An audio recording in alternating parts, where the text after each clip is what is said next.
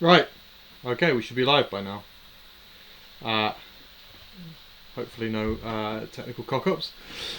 So yes, welcome to the second live stream on YouTube from Sariyama, Peter Warren. Thanks for those who tuned in last time for your comments. Thank you very much for anybody who donated to help kind of fund this going forward. Thanks to everybody's generosities, we have now kind of like covered all of the costs. I've invested in a cheap new PC, which should help with the encoding for the live stream, maybe improve the quality of the stream. It was much better quality actually than I was expecting, looking back on it, and there was no major complaints about it. So hopefully it was all good for everybody. There is a chat feature on the on the YouTube. I don't know exactly how it works, but I can read all of your chats. So if anything is going wrong, thank you very much, Ray. If anything is going wrong, please tell me. And if anybody has any questions at all about anything, just write them there, and we'll get to it kind of like in due course. Okay, so I hope everyone's doing okay after another week of lockdown. I know I am starting to get a little bit annoyed with it, but I understand how important it is and everything, and I hope everybody's out there is safe. That said, I am enjoying being home and playing around with the trees a lot, as you may have seen from my social media. But one of the things that we've done this week is to start to fertilise the trees. Around about this time of year, we sort of turn our attention to feeding trees, and so I thought it was a very appropriate topic to discuss in a live stream. People often have a lot of questions about fertilising, and people go about it in very kind of haphazard ways. One thing that through my teaching, through regular workshops and working with people on a regular basis, is to try to make them think about the importance of fertilising from an objective-based perspective, and that's kind of like how we're going to try and sort of talk about it and approach it today. So we're going to make some assumptions about people's sort of bonsai practice and people's knowledge, and kind of like skip a few steps, because GCSE, kind of like high school level biology classes, we all learn about, we have a basic understanding of plant physiology and what plants need. And so most people who do bonsai should realise the importance of NPK and what they do. So nitrogen promotes sort of green growth, and then phosphorus and potassium are there for strength, flowering, fruiting, disease resistance, roots, and all those kind of things. Okay, and so we need to in the type of environment that we are growing our bonsai in, which is pretty much not entirely inorganic, but for example, one of the assumptions we're making today is that we grow our trees in that type of like akadama, pumice, lava, kiryu type mix, where there is no manure, there's no compost, there's no like massive amounts of kind of organic material that the tree can sort of feed on as it would do in the wild. There are nutrients in there that the tree can access, but realistically we need to think of the soil that we're kind of like growing it in as not entirely inert, but we need to add to that. Okay, and one of the reasons why we use that type of akadama, pumice and lava mix is that it gives us an incredible amount of control. So we can control what we put in, and how much we put in is also a little bit kind of determined by the ratio of those different components, because akadama, for example, in that mix, in that soil mix, is the thing that really holds on to the nutrients. Okay, pumice and lava, very poor at holding on to nutrients, whereas the akadama is.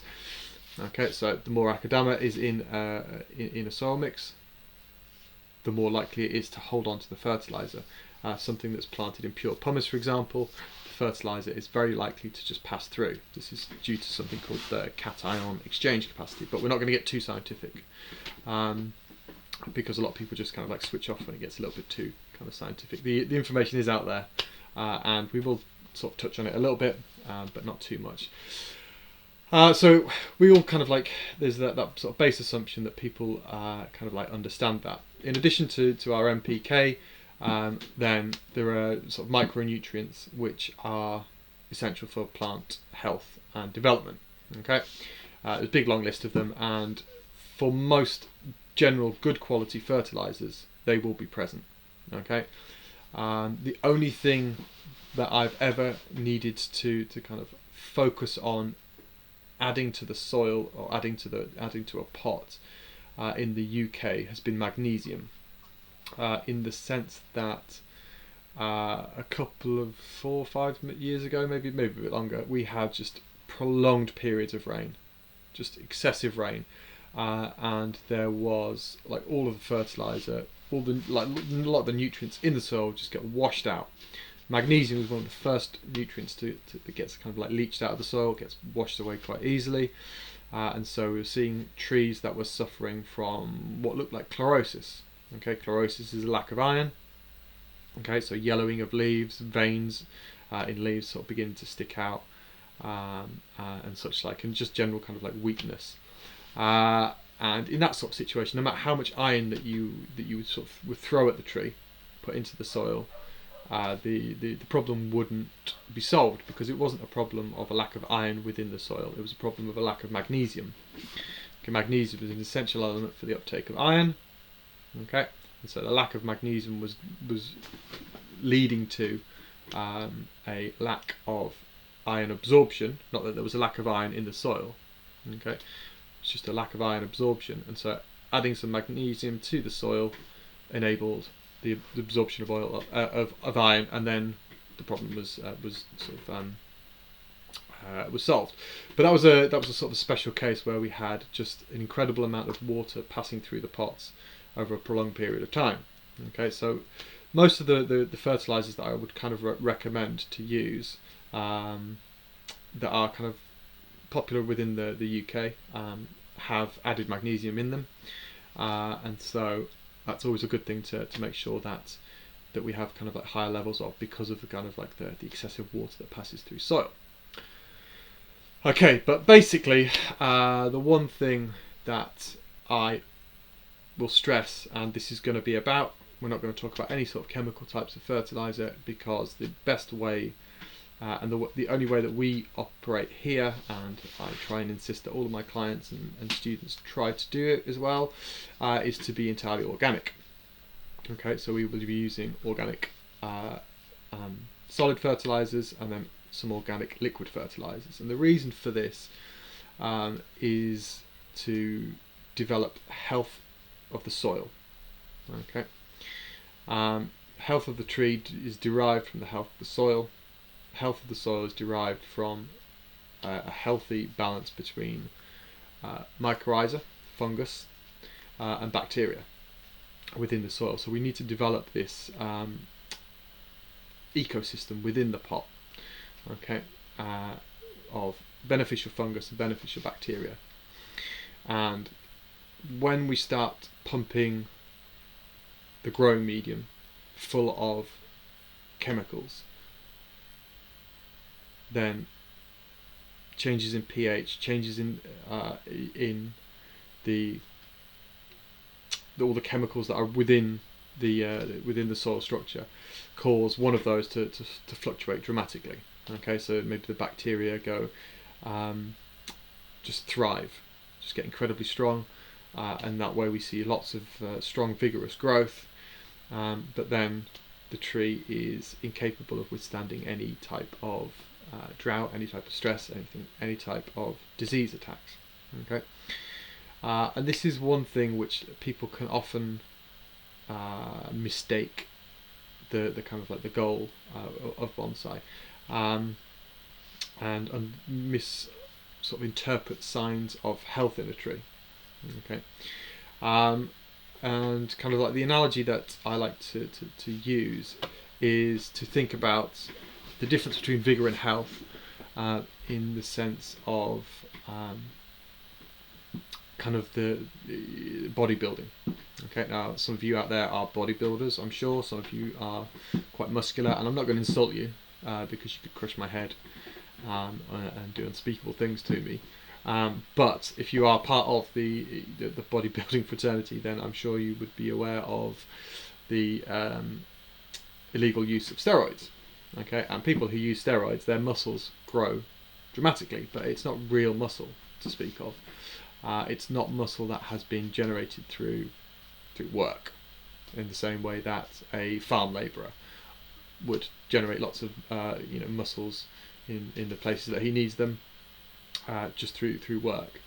Okay, so they have these kind of like almost like artificially pumped up muscles, which as soon as you stop taking the steroids, they start to disappear. Okay, and in addition to taking those steroids, you mess up all sorts of things. Your kidneys, you get all sorts of problems, and you leave yourself. Your general health deteriorates. So although it looks very vigorous and very muscular, it's completely different. Okay, and so there's no kind of substitute for that kind of like natural process of building up health.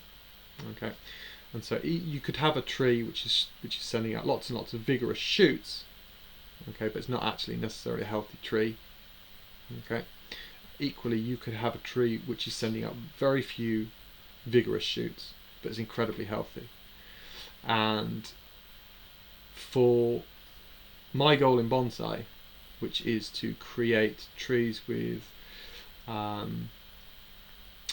which have a sense of mochikomi. Mochikomi is a Japanese term which is used to describe the type of character that evolves from years and years of cultivation within a pot, and it's a very delicate type of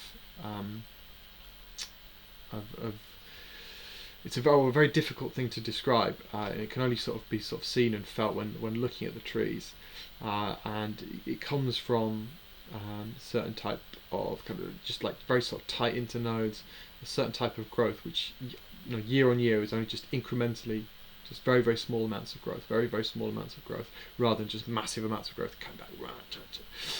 And the trees develop a certain character. Okay, and you see that in literati style trees. You see that in trees like white pines, which have been very, very sort of slowly grown. The roots have been kept compact and they've not been fertilised heavily and just allowed to become super vigorous. But they've just developed a certain type of character, which is very calm, very understated. Okay, and that's the type of aesthetic that I aspire to within bonsai, and things like that. And so my fertilising regime and how I approach fertilising and the growth of the trees is towards that goal. Okay, and so having a good, clear understanding of what your goal is in bonsai is essential for how we approach fertilising. Okay, some people's goal in bonsai is to have a big thick trunk, big thick branches, big thick foliage, massive amounts of just green everywhere. Okay, and that's fine. Okay, if that's what people want, that's okay. Okay, there are many schools of bonsai, there are many schools of thought in bonsai. All I'm talking about is mine, and what I think about and how I approach that. And other people may approach it differently, but they also may be able to learn some things from how I approach it and apply it to their practice. But really, kind of like thinking about that end goal aesthetically is what really drives our kind of like how we approach fertilizing. Okay, and so thinking about how am I going to fertilize this tree to achieve this goal this year. Now, a lot of information that you see about fertilizer is to do with like high yields or increasing the productivity of a plant or how big it is. For example, I did a lot of sort of searching around for organic products in the hydroponics world. For those people who have tents in their lofts or in their wardrobes to grow their tomatoes and their chilies. Okay, those people have a there's a lot of science behind the indoor growing of chilies, and they're often looking for a very highly organic product because it makes the taste of the chilies a lot better. Apparently, I don't partake of chilies myself, but they're very, very interested in high yield. Okay, and so looking at kind of like researching the information in that world, their objectives are completely different to mine. However, some of the objectives are very similar, and so, for example, growing plants in that type of environment means they are very susceptible to insect attack and fungus and things like that. And so a lot of people have taken that organic approach, using only organic products in order to really try and build up that natural health of their chili plants that they're growing, in order to kind of withstand some of those attacks. Okay, so when we're doing, if you are kind of like going out and looking onto the internet and researching things, yes, there's lots of very valid information out there for various different other aspects of horticulture, but for ours, and for what we're trying to achieve with bonsai, we may need to kind of like tweak those ideas, tweak the amounts that we give the trees, and think about how we approach things very, very differently. Okay, so there's no one size fits all kind of approach to fertilizing, and so for different species and different trees, different stages of development within the garden, have to take a very different approach. And so there's I've made some videos and sort of going around and looking at those kind of like in depth, sort of different approaches to different trees. But one thing that you kind of have to kind of understand with that is you have to have a certain kind of like a long-term plan with those trees, and sort of stick to it. That scattergun approach of just kind of like going out and just throwing fertilizer just randomly at trees is going to end up with results that you don't want. Okay, and so that's the one thing really kind of just want to drill home, is that objective approach. Okay, so what do we fertilize with? What are the main sort of fertilizers that we can use? Before we get onto that, let's just make sure there's no questions. Chilies, there we go. Show us your hawthorn. How do I make a donation? Happy Easter. Damn, you started on time. Okay. All right. Thank you. My chili seeds came out today. Good. Well done. All right. So no serious questions yet. Thank you. Right. So what do we fertilize with? So as I said, what we do here is we have a regime of solid and liquid fertilizers. Okay. So we'll look at solid fertilizers first. Basically, anything that is organic and will break down suitably in your environment is the best thing. Now I have behind me some biogold, and we'll talk about that shortly. But for example, some good products that are available in the UK market. There is one product called Red Sun Bonsai fertilizer. You can find that on redsunbonsai.co.uk, I think, which is very good. It's a very sort of powdered form of bonsai. They do a ericaceous and a normal fertilizer. It's got the added magnesium in it, as I was talking about earlier, very important. And what it does is it breaks down very, very easily. It doesn't form too much of a crust after it's beginning to dissolve and go into the soil, and it's a very kind of low impact or less intense fertilizer. One of the things about using chemical fertilizers is, as we were sort of saying before, about it messing up with the biosystem within the pot. There are some people who have great success with chemical fertilizers, and they can use them successfully. Through the use of them, though, they will have other issues, like the need to use pesticides and fungicides a lot more as a result, but they will get the type of growth that they're looking for. However, using chemical fertilizers is very difficult. It's very easy to overcook it, to put too much in, and to really sort of like damage the roots. There are plenty of stories of people who have just wiped out their collection, or put serious damage to their collection through excessive use of chemical fertilizers. The couple of times that I did use some sort of semi-chemical fertilizers here on azaleas, it was just terrible results, and so I just never used it again. And so organic all the way. So the RSB fertilizer that we just mentioned there, that's a very good one. Something very similar is what does he call it? Bee Green is what Ian Young over in Northern Ireland, he stocks that. This is something that we sort of trialled together. We sourced it together because it's a very good product and does it, very similar, all the same kind of qualities as we just sort of described. Green Dream is very similar as well.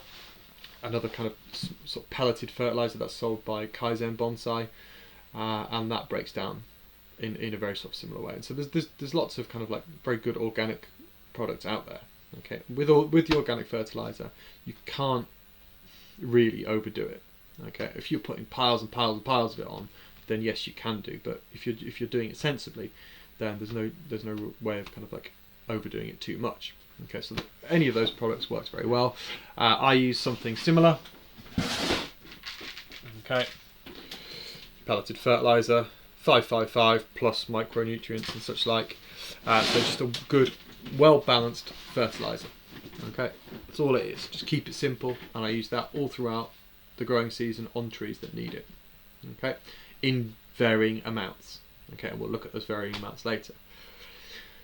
Okay, so that's the solid aspect to it. Okay, the other solid the solid fertilizer that is on the market and that a lot of people know of and talk about is Vigor. Okay, Japanese fertilizer, very, very good. Okay, but not so great in the UK climate, and here is a little video which looks at how we can use it. Okay, so Vigor is very good fertilizer to use for lots of different reasons. It's designed specifically for bonsai, and the way in which it's made is designed to give a certain type of growth, which is basically sort of very compact, very sort of dense type of growth, rather than massively elongated shoots, due to the type of nitrogen that's used and the creation process. However, for us in the UK and for other sort of similar climates, people find it very difficult to use just by sort of spreading the pellets around, because it doesn't tend to break down the same way that it does in Japan. This is clearly to do with like the heat, the amount of humidity, and just various different factors. But it doesn't behave the same way that it is designed to, and it would do in some climates. And so a lot of people say that's terrible, don't use it, because they're not basically making the most out of it. And so the best way to do it is to look on the instructions, and there's just one single line in English which says spread them after melt into the water, about 2-3 pieces per litre, which is basically make it into a liquid fertiliser. Okay, and since doing this, I noticed a massive difference in the type of growth that you get from trees, and like the effectiveness of Vigor as a fertiliser. And so what I tend to do, and you basically just figure out how best to do it. Some people just put some a handful of pellets into a watering can, leave it for about a week, and then use it sort of directly. What I tend to do is I'll put them into all the pellets into a 2-litre bottle. I make a kind of like super concentrated version of it, and then spread it on that way. Okay, but basically put it in whatever container you're going to, fill it with water, and then leave it to sort of dissolve for usually about a week. I would say it's probably best. Okay.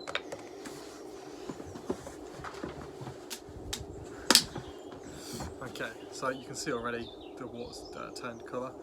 Okay, now what you need to do is get this very technical pokey stick, and every so often just stir it around, mash up the particles. Okay, now particularly if you're using a bottle, don't put the cap on, because it will ferment and gases will escape, and this can explode if you're not careful.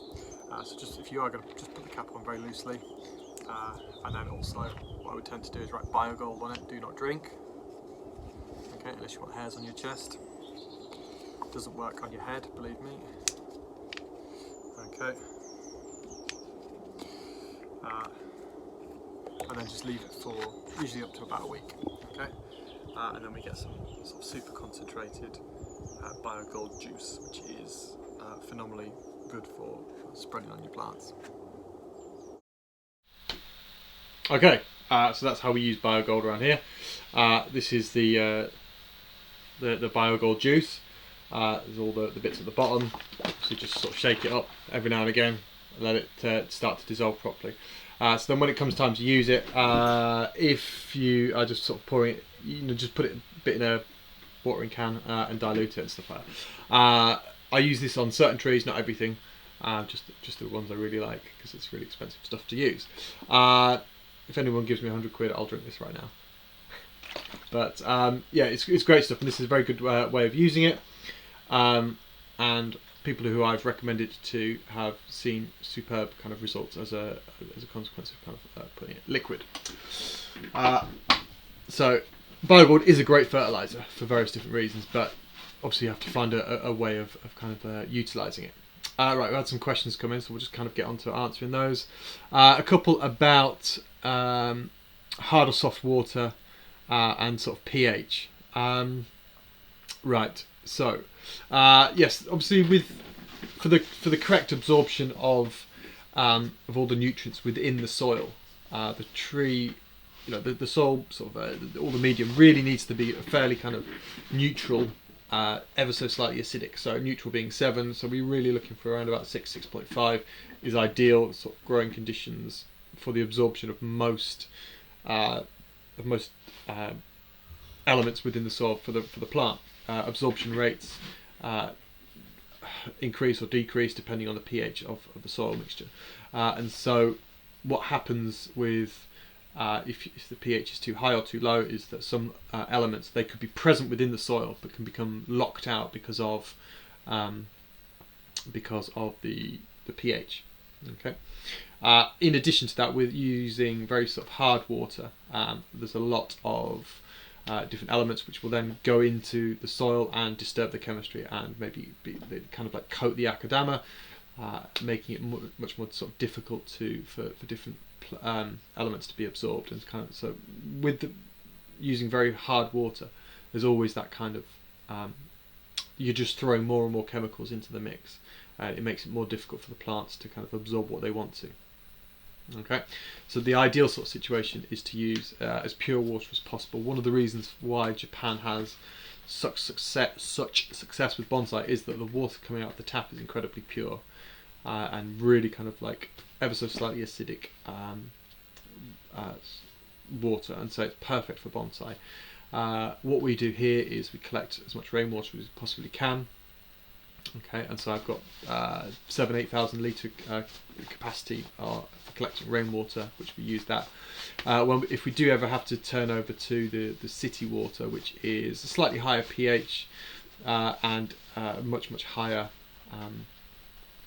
level of hardness, so there's much more chemical within the water itself, then we do notice a drop in the health and the vigor of the trees because of that inability to kind of absorb the nutrients as possible. So try and get as pure water as you possibly can. There's no need to go to the level of kind of reverse osmosis and things like that, but just trying to get as clean a water as you possibly can will help with everything. How often would you use the dissolved biogold? We'll get to that. Does putting biogold in tea bags address the issues breaking down? We'll get to that as well. My cat's the destroyer of bonsai, thank you very much. Can we all chip in to make up that £100 bet? No. Okay. There was another question that I thought was very good too. Is pelleted chicken manure a good alternative? Okay, so one of the things with pelleted chicken manure is that it can be very aggressive and very strong, and it can be also very high in some salts, and so you can get, if it's used a lot, a similar type of effect as though you're using chemical fertilizer. And I have seen some people have quite bad results with pelleted chicken fertilizer. It is, depending on the brand, it can be quite useful if used sparingly, but you just got to be careful because it can be a little bit aggressive and a little bit salty. Yeah, just be careful with that. Okay. Okay, so the last one we'll look at now is how do we quickly recreate the right environment in the soil following repotting. Okay, so that's going to sort of like happen naturally. So the relationship between the mycorrhiza and the bacteria and the tree, it's a symbiotic relationship. So as the tree starts to grow, so like take a deciduous tree in particular, for example, we repot them when there are no leaves on. Okay, and so as the tree starts to then grow, leaves open out, those leaves photosynthesize, send energy down to the roots. That energy goes down to the roots, which feeds the mycorrhiza, the bacteria, and then it feeds it back. Okay, so it will happen kind of naturally. Okay, mycorrhiza will, for example, re-inoculating the soil with mycorrhiza when repotting pines is a bit of a kind of like, there's not really that much point because the tree needs to be actively growing to feed the mycorrhiza to then for then to spread, and so it's going to be a natural process. Fertilizing will help that. There is a little bit about fertilizing freshly repotted trees, so we don't want to be too aggressive with our fertilizers immediately after repotting.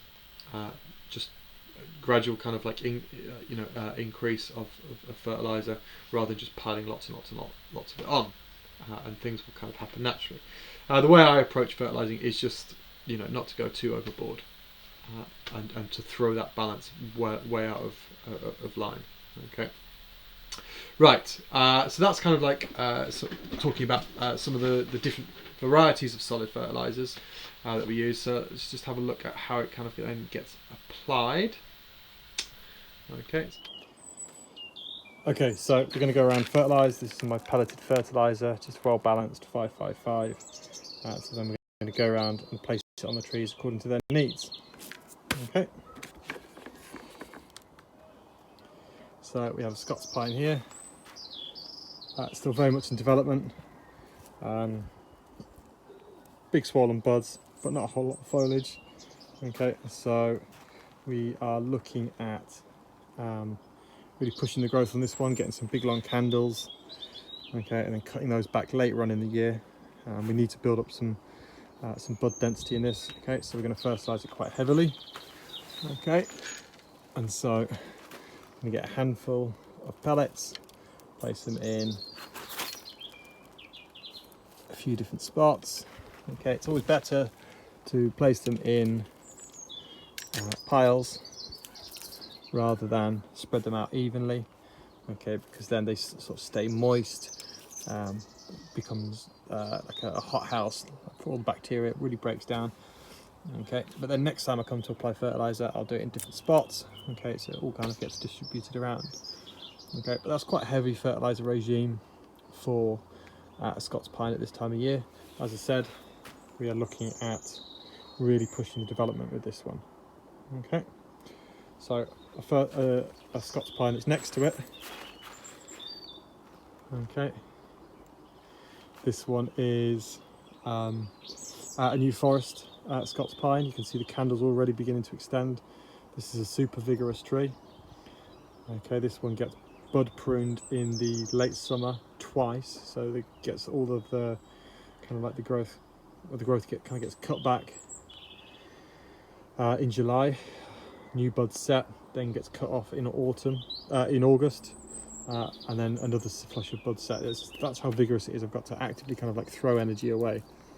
Okay, and so this is a tree we really have to work hard to hold back, and so that gets zero application of a solid fertilizer. Okay, it will get a little bit of liquid fertilizer, but nothing solid.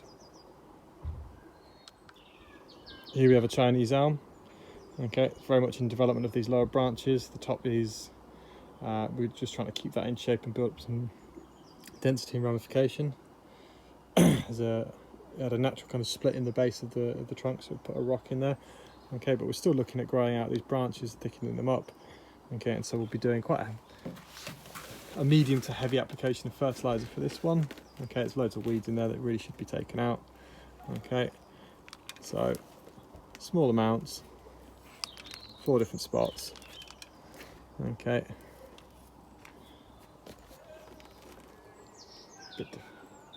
okay, because we're going to push the growth of this one, but we're going to then really have the opportunity to stay on top of this. Okay, so all of that the fertilizer there will push growth up on top.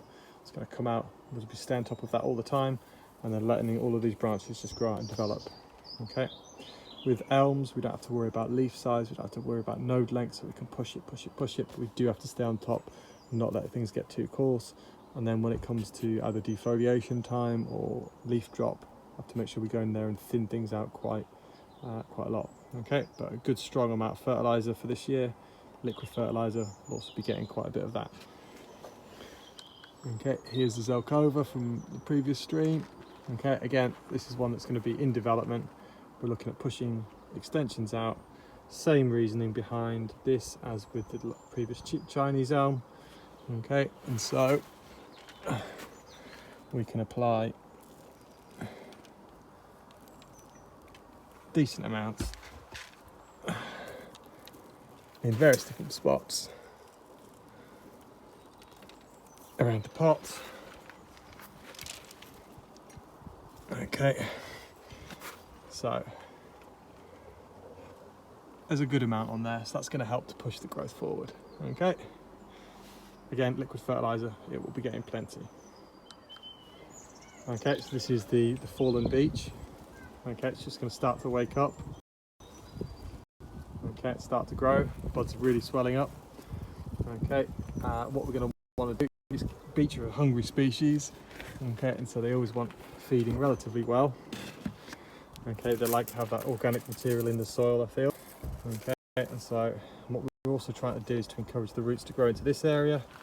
Okay, and so we'll place a good amount of fertilizer. It's just a small amount. Okay, but enough just to keep it pushing.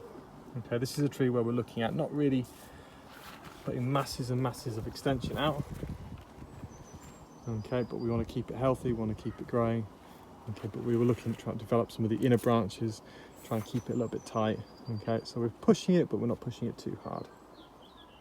Okay, so here we have 3 pines. This is Scots pine, which is very much in the refinement stage. What we're looking at doing is just keeping it in this shape. We're not looking at pushing any of the spring growth.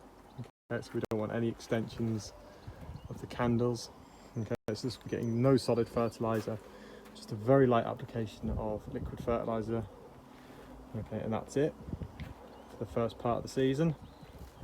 This is a shore pine, okay, which is very much in development. It was planted on this rock last year. We're still looking at developing it.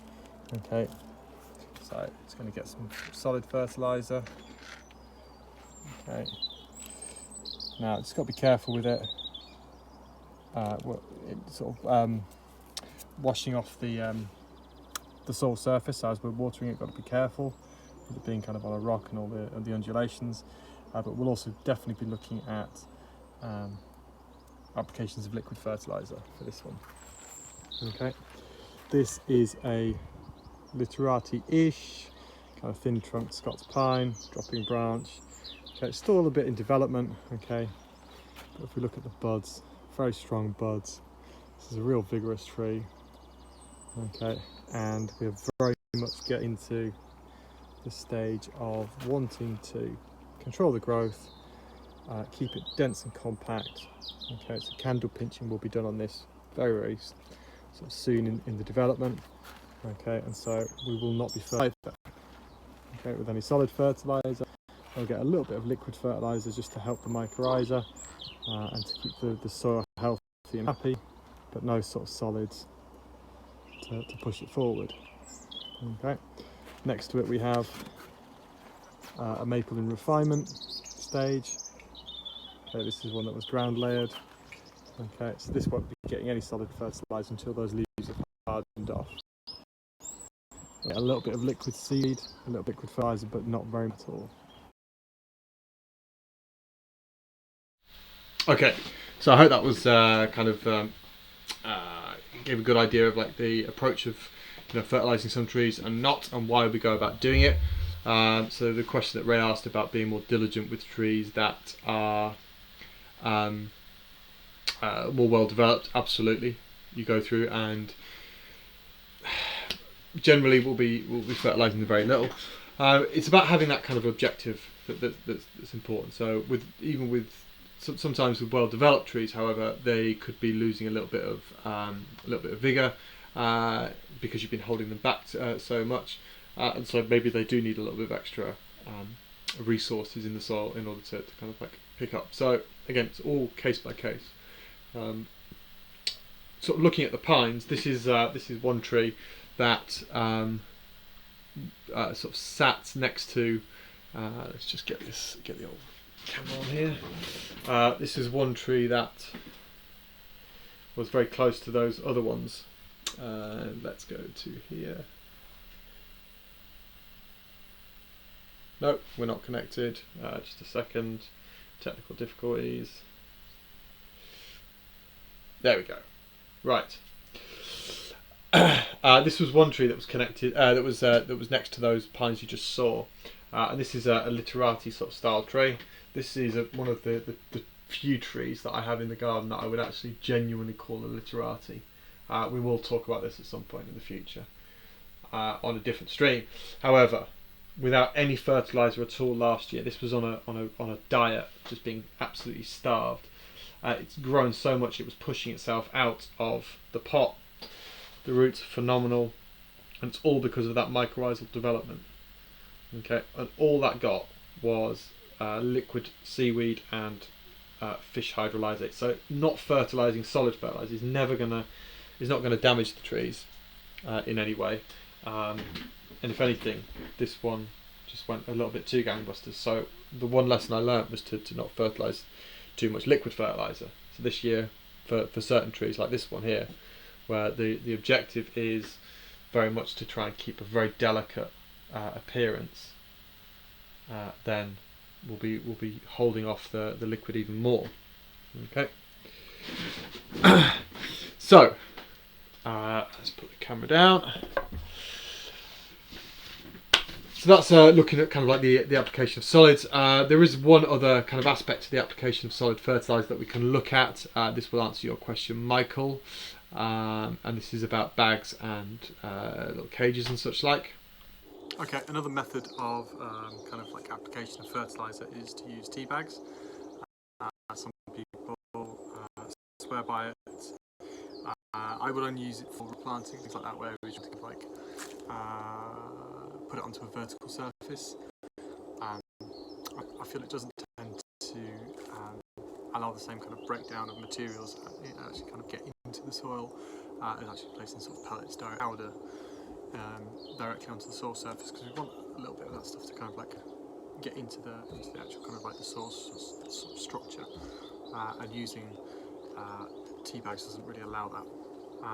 But if you do use them, then the trick is to use a good quality tea bag. Most of these are Japanese that people buy. And what I'd always do is put a little bit of sphagnum moss in there to keep the whole thing moist. Okay, because it's very important that reasons why tea bags don't tend to work so well is that they tend to dry out quite quickly. Things need to be kept wet and also in contact with the soil, because it's the bacteria and the fungus in the soil which breaks down the fertiliser into kind of like edible components for the plant. Okay, so we want to keep it moist in there. Okay, and then whatever fertiliser you use, and I'll always use a powdered fertiliser in it. Okay, so this is some additives, which I put in. Okay, so additives is a Japanese name basically for cornmeal, or oilseed rape waste. I mean, abura means oil and kasa means basically waste. So it's the after they've been squeezing it all out for oil, it's the stuff that's left over. So put a bit of that in. And the other thing I would use also is kelp, powdered kelp, so seaweed, powdered seaweed. Put a bit of that in there. Okay, mix it all up. Okay, a little bit more sphagnum in there. keep it nice and moist. Okay, and then we can pin it to the side of a rock planting or some such. Okay. You can put biogold pellets in there, you can put pelleted fertilizer and things in there, but what I tend to find is that you come back a month later and it's pretty much, you know, exactly the same as it was there. Okay. So they do have the limited uses, but I don't really subscribe to using them that well. Same goes for the fertilizer baskets. Okay. What I would do is, rather than have it using it as they're sort of designed to, okay, I would always use them the other way up. Okay, so what we'll do with this one is something very similar. Okay, so I put a little bit of sphagnum moss in the bottom just to keep everything nice and moist. Okay, bit of seaweed. Okay, the problem with using very pelleted stuff, with powdered stuff, is it actually sort of comes through. Okay, so we'll actually put some pellets in. So there's some pellets. Okay, on top of that. Alright, then we'll just put a tiny bit of sphagnum over the top there, and then what we'll do is we'll put it upside down on a tree with a skewer to keep it in position. Okay, so here's a hinoki that we're looking at fertilising this year. So what we would do is just place it upside down. Okay, so the fertiliser, everything is all going to be in contact with the soil. Okay, push our chopstick through so it can't move, and then we've got to make sure that we water over the top of that so that everything just sort of filters through, and it's all being broken down on the inside in there. Okay, but like I said, this isn't a technique that I bother using. Some people like to use it because it looks nice and neat, but I just find putting the soil in the fertiliser in the piles, as you saw earlier, is the best way. So fertilising rock plantings is always a little bit difficult because of the lack of kind of flat soil surface. Okay, so this is where liquid fertiliser comes in very, very beneficial, but sometimes we do want to add some solids, and this is where the tea bag will come in useful. Okay, just like that.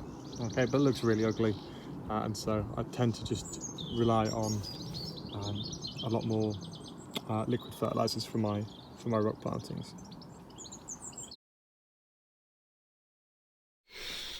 Okay, so I hope I didn't sound too dismissive of using bags and cages. They do have a use, particularly where you have a very sort of small surface area of a pot, and or like a sloped surface, and the fertilizer will just naturally kind of rolls off. Or if you have animals and stuff that come in and might kind of disturb it and take things away. There was a question about where is it? No, wrong page. Sorry. About using Japanese. Sorry. I guess we should swerve Japanese rapeseed style fertilizer. No. It's absolutely fine to use, as you saw there. There's this sort of saying about earlier with the different types of fertilizer. As long as it's kind of doing its job, then, which is to be broken down by the bacteria and fungus within the soil, so it needs to be in contact with the soil, it needs to sort of get into the soil a little bit, then it's fine. One of the things you'll find with very sort of powdered fertilizer is that it can cause a crust on the soil surface.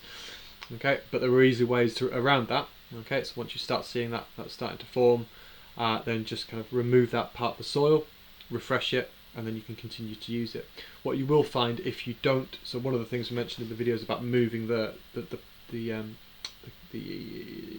piles of fertilizer around, if after a while, what will happen is that you will end up with these little patches of sort of crusty soil where the fertilizer was, particularly if it's a very vigorous rooting species, so something like a Chinese quince.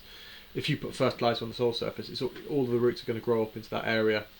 And you can often then get a little bit of dieback, and the roots kind of like matting over and dying off. If you just kind of just clean those areas up and put a little bit of fresh soil onto it, then you're not going to cause any sort of severe problems over time. So yes, using that, I've just put some lip salve on. It's made my lips really shiny. Makeup. So yeah, what was I saying? So the rapeseed cakes is fine, or the rapeseed powder is fine to use, but you know every single fertilizer has its positives and drawbacks. So just as long as you kind of like are aware of those and how it affects things. Okay. So that is kind of like the fertilizer aspect, kind of like of solid applications. One thing that I tend to do here is to apply powdered seaweed, and seaweed, as in like seaweed, cold pressed seaweed extract, and the powder stuff, isn't necessarily a fertilizer in the sense of it pushes growth. Okay, it's not something that makes, you know, elongations, makes things strong. What it does do is it provides a lot of those sort of micronutrients, provides some essential kind of like amino acids and hormones which promote certain types of growth that are very beneficial to bonsai. And so I use powdered seaweed, thusly. One thing I do always apply in the spring, and again a couple of times throughout the year, is this powdered seaweed. Okay, this is just a light application of this on the soil. Since I started doing that, I've noticed a much higher increase in mycorrhizal development and just the general health of the tree. Okay, it's just a light application, and what will happen is this will get watered through. Okay, and the small particles will just kind of like find their way into the soil structure and just create you know, some micronutrients and give a place for the mycorrhiza and bacteria to kind of like develop. Okay, we don't want to put on so much so that it starts to clog the soil, and we then end up with problems with drainage and aeration, but just enough there just to give it something to give the mycorrhiza and the bacteria a boost. So yeah, a couple of applications of the powdered seaweed, just so that you get a little bit of kind of organic matter just percolating through into the soil. As I said, it doesn't want to be loads and loads because we don't want to clog up all those pores and cause issues, but just enough so that things can start to kind of grow in the soil. One thing that I do like to use as part of the soil mix is charcoal. You can get some bioactivated charcoal, biochar, which basically is something where that acts as kind of like a petri dish or a breeding ground for the mycorrhiza and bacteria, and it does help to establish those kind of beneficial communities within your soil. For beech, for example, I also like to put a little bit of just a small, very small amount of kind of like chopped up sphagnum moss or some pine bark in there. Just not a whole lot, just a tiny little bit of, because it really does, I found, help to kind of promote the mycorrhiza for beech, and you will find a real musty smell after kind of like just using that. But it doesn't need to be a whole lot, because again, we don't want to add so much so that we are having difficulty with the control of the oxygen and moisture levels. But it's just something to give the mycorrhiza in there just that kind of starting ground on which to start breeding and to establish themselves. Okay, so I hope that's kind of like the solid aspects of fertilizing kind of like covered. So then we can just move on to liquid fertilizer. And a lot of the principles are essentially the same. So how we approach using liquid fertilizers in terms of the objectives of growing out a tree or not growing out a tree. The health is important, but particularly the use of cold pressed seaweed and like the fish emulsion, fish hydrolysates, is really it really does help with the kind of the health of the tree, the health of the soil in particular. And that's one thing I've definitely found this last year after using one product in particular.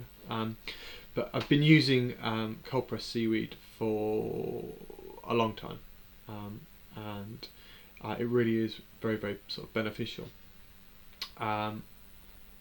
We'll watch this video and then we can talk about it a little bit, because it makes a bit more sense that way. Okay, so we're going to apply some liquid fertiliser to the garden for the first time this year. And what I use is the Birchmire Aquamix 1.2V. I'll put a link up somewhere. But it's only really useful if you have a massive amount of fertilising to do. If not, just use a watering can and mix it up in that. And what we do is we put sort of slightly diluted fertilizer, fish emulsion, fish hydrolysate, or cold pressed seaweed into here, dilute it down slightly, and then through the magic of physics, it gets sucked up, mixed into here, and then it all comes out ready mixed at a designated concentration. Okay, and so this is good for me because I have say 200 litres, 150 to 200 litres in the summer, kind of like of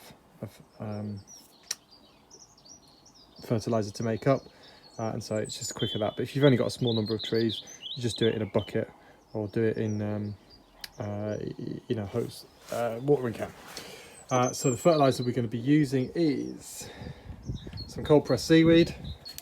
This is some stuff that I was trying out from a company, and it's pretty good. It's just organic cold pressed seaweed, but lots of other products are out there. I'm not going to bother stocking it. And then some fish hydrolysate. Okay, we have an NPK of 877, trace elements and all this other stuff, which gives us all of these phenomenal results. Okay, I started using this last year and saw a massive improvement in the health of my tree. Obviously I bought it in 5 litre, 10 litre container. If I had any business sense about it, I would be putting that into smaller bottles and selling it. Okay, but what we're going to do is we are going to dilute it, put it in the mixer, and then we're going to go around the garden watering.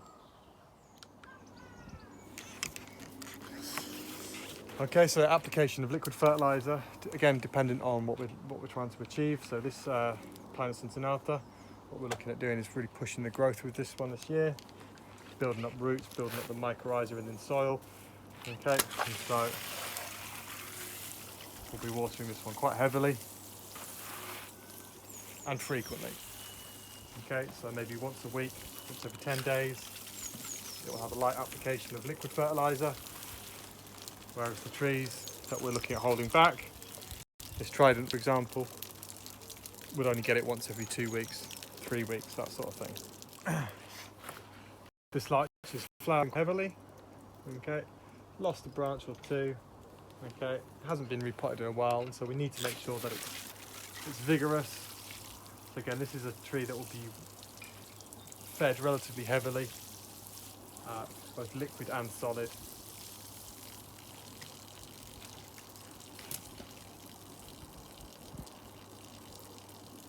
Okay, so it's the frequency as well. So again, once every week to 10 days.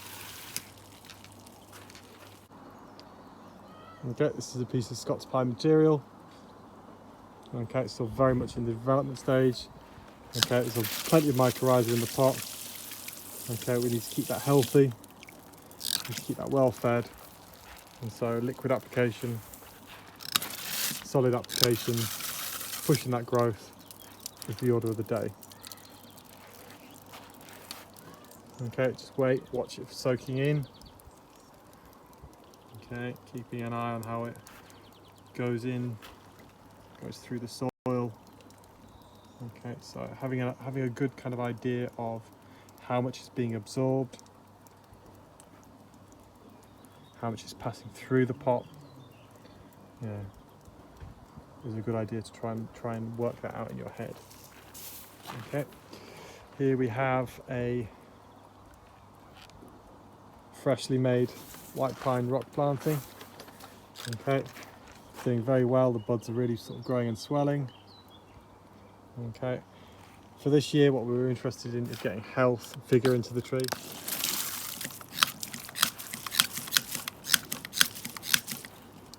Okay, so light application,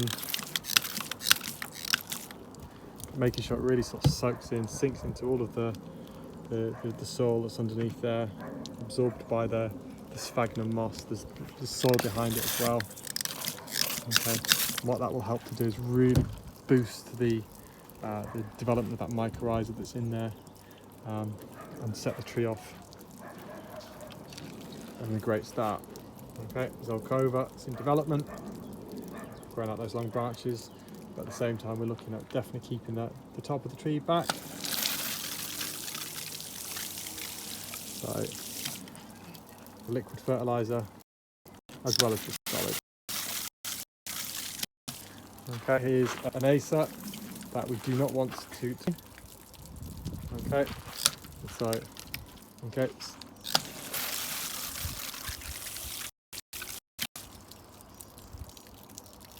Okay, so we're just watching it soak in and just trying to imagine how much of it's going through and being soaked up. Okay, so here's the Zelkova that we fertilised earlier. So we'll add to that liquid fertiliser. Okay, so now the soil mixture for this one is quite heavily pumice based. Okay, because of the severity of the repot last year. I like those roots into that warm soil. Okay, so this is not going to hold on to too much fertiliser as it passes through. So this is one that will be fertilised very, very frequently. Okay, and quite heavily. Okay, so applying liquid fertiliser.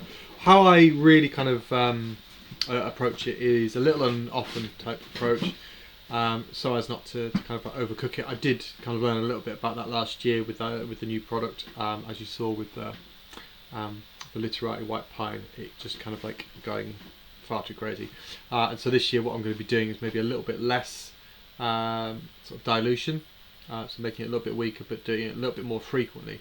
And that way I can then water some trees more often.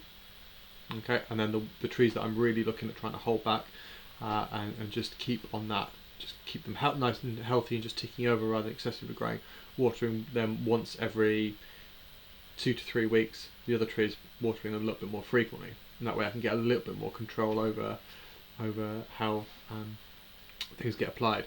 So as I said right at the start, obviously using one of those kind of like nozzle attachments is good for a big nursery, but for yourselves, you know, just doing it in a watering can is fine.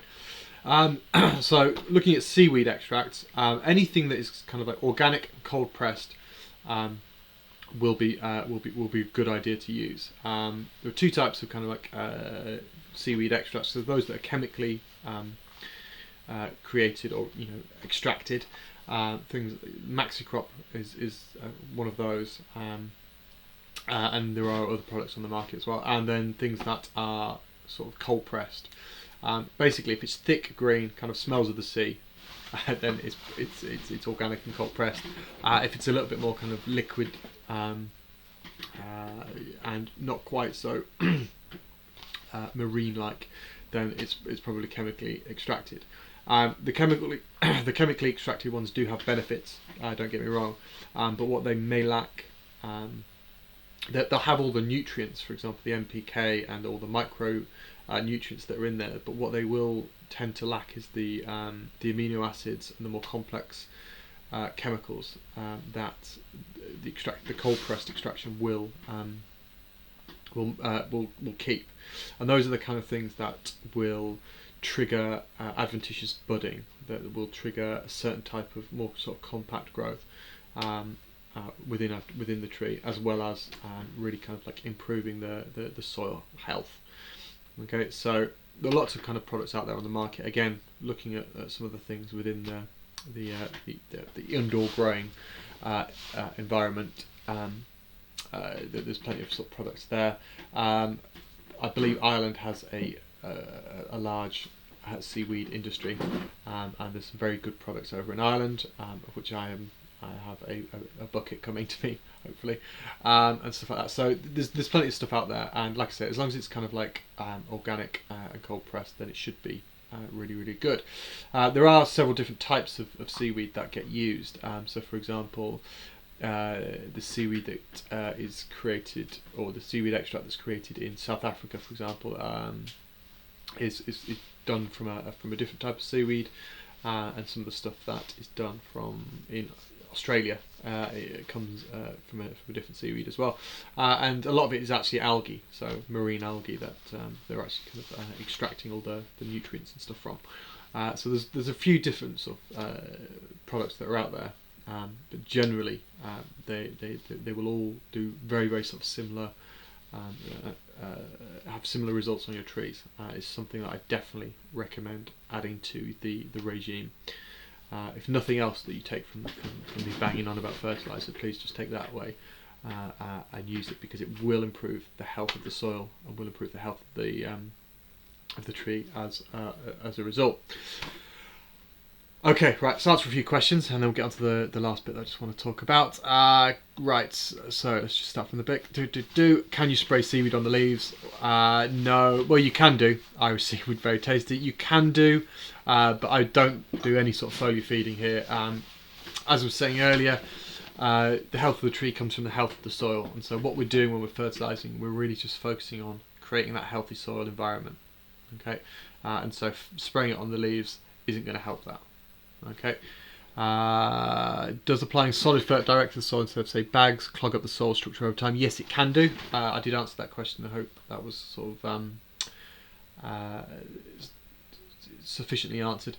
We do want a certain amount of the solid fertilizer to kind of like go into the soil structure, but not too much. Okay, and so what we do need to really kind of make sure of is that soil surface doesn't get clogged up, and so replacing that soil surface where the solid fertilizer can kind of like cake up is one thing that is essential. The few fertilizers that I mentioned earlier, the RSB fertilizer, the B Green, Green Dream, they tend to clog up the surface and create less kind of damage on the surface, as opposed to I have no idea what a bag of dulce tucker is. They clog up the surface a lot less than some fertilizers. How often do you feed with a dissolved biogold, and how strong do you make it? Okay, so basically the recommended dosage is like 2 or 3 particles cubes per litre. I would go a little bit stronger than that, and I would do it if that was the only liquid feed I was going to be giving. I would probably be doing it once every 10 days, 2 weeks, something like that. Okay. So yeah, just kind of like going through that sort of cycle. One thing that is kind of with the application of liquid fertilizer is kind of a thing to bear in mind, is that you want the soil to be receptive to the fertilizer. By that I mean it needs to be on the ever so slightly dry side. Okay, so if you have a completely wet, sodden soil, okay, which is all of the akadama is just wet and holding on to so much moisture, and all of the other particles are just holding on to so much moisture, and then you add liquid fertilizer to it, it's literally just going to pass straight through and not be absorbed by any of the soil particles in there. Okay, so you want to find that sweet spot of the soil is just beginning to dry out, so as the liquid fertilizer is passing through, these dry particles of soil are just going to kind of like suck it up and hold it onto it. Okay, rather than it being into a wet soil. If you let the soil dry out too much, then you run the risk of damaging the tree. Okay, so just allowing it to just become on the ever so slightly dry side will increase your effectiveness of the use of liquid fertilizer. But as I say, it's a dangerous thing to do if to allow it to dry out too much. Okay. As I said right at the start as well, it's the akadama really within the soil mix. That is the essential kind of component for the absorption of the nutrients and the holding on to the nutrients, so it then becomes available for for the plant, for the mycorrhiza and the bacteria to break down into edible components for the plant and to feed the plant. So if the akadama is completely wet as the liquid fertilizer is passing through this, it's pointless. Okay, so it's just about finding that right sort of sweet spot for the application of the liquid fertilizer. Can you talk a little about feeding white pines in refinement, please? Okay, so white pines in refinement. What is the objective of a white pine in refinement? To keep it refined, to keep it healthy, but to keep the growth very short. So I would be looking to fertilise very little in the in the spring, right round about this time, when the buds are opening up, turning into candles, and the candles are going to extend. And then once the candles are finished extending, then the needles then open up and start to grow. During that time, what we would be looking at is a minimal amount of growth, but a maximum amount of health. Okay, so we'd be looking at making sure that the soil has just the right kind of environment for health, and so things like the seaweed extract, a little bit of fish hydrolyzed fish emulsion in there to keep the right balance between the bacteria and the fungus going, but not so much so that it's pushing it aggressively, would be the key.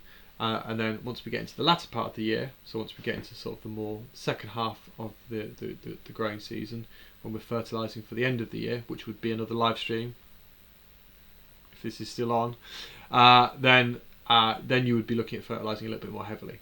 Okay, so what we're talking about now is very much the spring, early summer fertilising regime. Once we then get into autumn, a lot of those trees which have not been fed now, once all of their growth is hardened off, then they get hit hard. Then they get a lot of resources put into the soil, okay, when they need them, to higher pK fertilizers in the autumn. Okay, but that's a different stream. Right, we'll just talk about spring now. Okay, a couple more questions, then we'll get on to the last thing.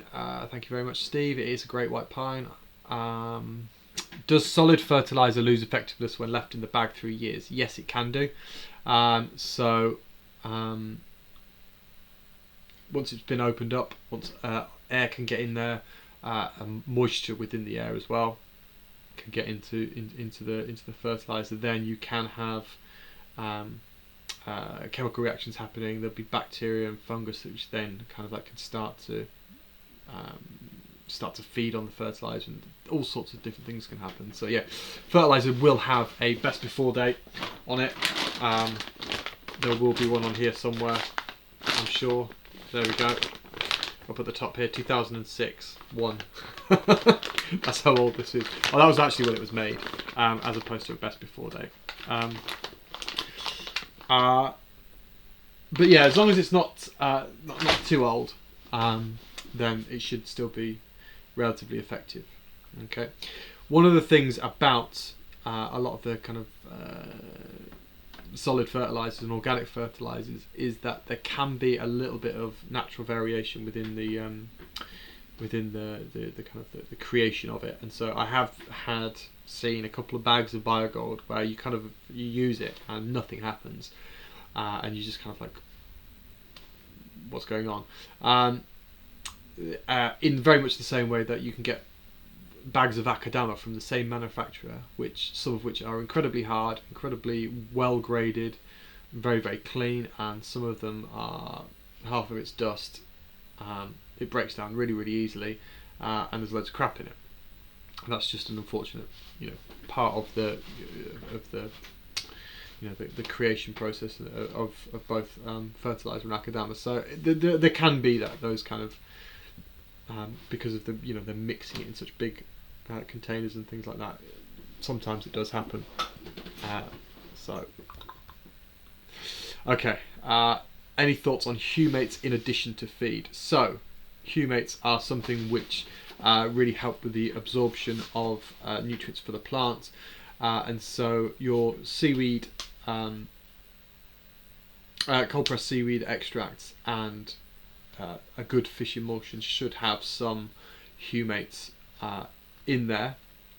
The green gloopy stuff that I was using, that has added humates and things like that. So if there is no mention of that within the product, actually the one product I didn't mention in terms of liquid fertilizer, I should do, it's because it's kind of almost sat behind me. Okay, so this is a very good liquid fertilizer, and this has added humates and things like that. So let's go to that one. I'm not on a sponsorship deal or anything like this with the Bloom products, but they do create some very good beneficial things for bonsai, including this thing called Sea Fuel.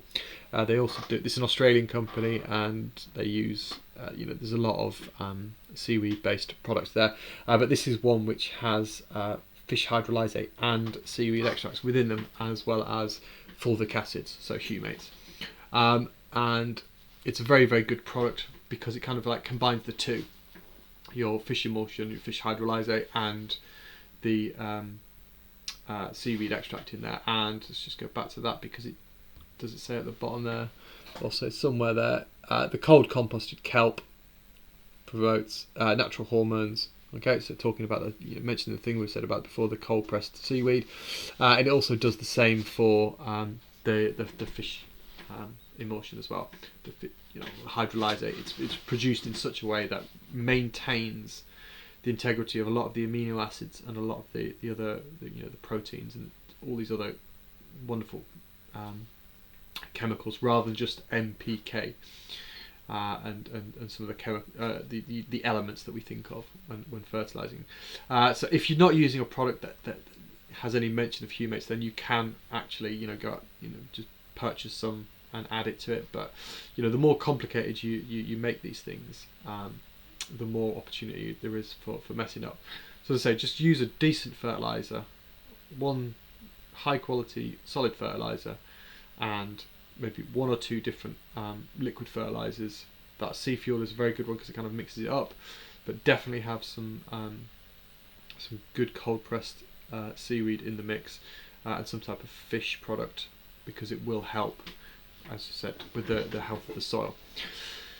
Okay, right, so I'll just get on to the last point that I want to make, because I was trying to keep it under about an hour, and we're going on a bit too far. So sort of saying about, in that last video, about kind of like looking at the soil, looking at the fertilizers going into the soil and trying to imagine what's happening. And this is where some people are naturally kind of like green-fingered, green-thumbed, just naturally very good at growing plants, and where some people aren't. And a lot of this is down to something which is very important for bonsai, which is empathy. Okay, and it's something that a lot of people have lost in the modern day as well, just in general kind of society. And by empathy, what we mean is the ability to put yourself in the position of somebody else and understand their feelings, their thoughts, their emotions. Okay, in the sense of bonsai, what we're talking about is not so much an emotional empathy, but something what's called like a cognitive empathy. So where we are able to think about the processes of what is happening with that tree. Okay, and so one of the things that I found very important throughout my apprenticeship and subsequently through my bonsai practice is to really try and be the tree. It sounds very airy-fairy and like just new age and nonsense, but you have to try and imagine what is happening. Be the tree. Okay, think about what is happening underneath the soil. Try and imagine what is going on with the balance between the bacteria and the fungus. If there's too much bacteria, we're getting lots and lots of really vigorous growth. If there's not enough fungus, the health of the tree drops down. Okay, so you can, if you can see the signs in the tree, ill health in the tree, excessive vigorous growth, and then try and relate that to what you're trying to achieve. Okay, bonsai can be a very cerebral kind of thing. You can go through it very logically. What am I trying to achieve? What is my goal? What am I trying to accomplish this year with this tree, and how do I go about it? And putting yourself in the position of that tree, being empathetic with it, will improve the quality of the tree, improve your bonsai practice tremendously.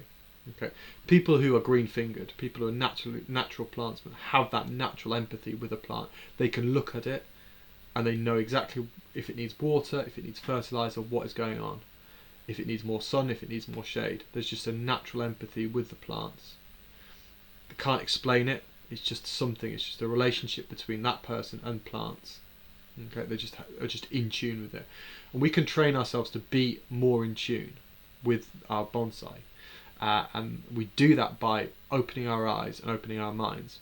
One thing I always talk about, or try to talk about, and maybe sometimes not openly, is about having mental flexibility when approaching bonsai.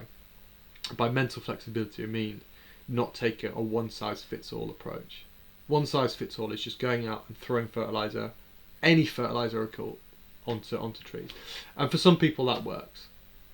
Okay, for some people they promote that technique, and then they come in and they prune back things really hard, and they get a certain type of growth, and they get a certain type of aesthetic, and that's fine if that's what you want.